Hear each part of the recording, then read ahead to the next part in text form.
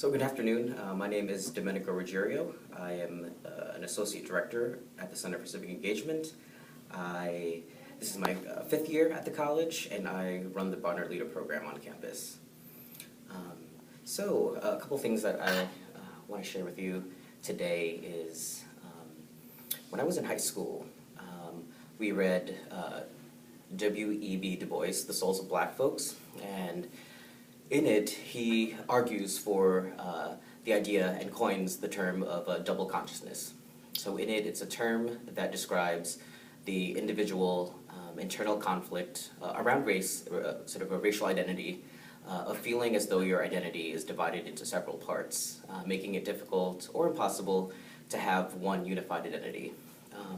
So in high school, this really resonated with me as somebody who's biracial. Oftentimes, I felt a lot of the idea of being notions around authenticity in terms of my own sort of racial identity formation. And when I was applying for undergrad in my admissions essays, I talked about a sort of living being in this, I called it a third consciousness of thinking about my racial identity, on one hand being both white and Filipino, and then also phenotypically not being read or coded as either of those racial identities. One of the things that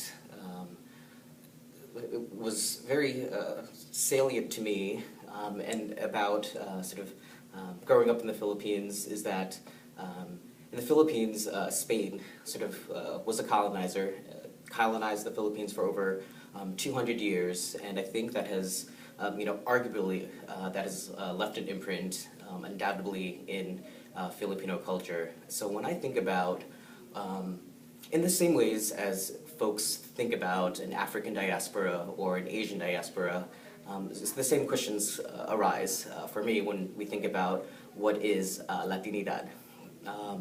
Is it language? Is it food? Is it geographical location?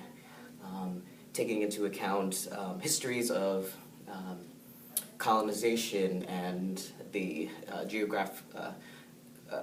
geography of displacement. And so it wasn't until my junior and senior year in college, during those formative years, I lived in themed housing. It was called La Casa.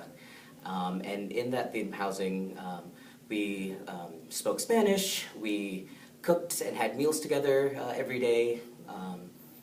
And it wasn't for me until then that I was able to embrace living and being in the grays, living all of my consciousness. So I hope to leave that with you today. Thank you.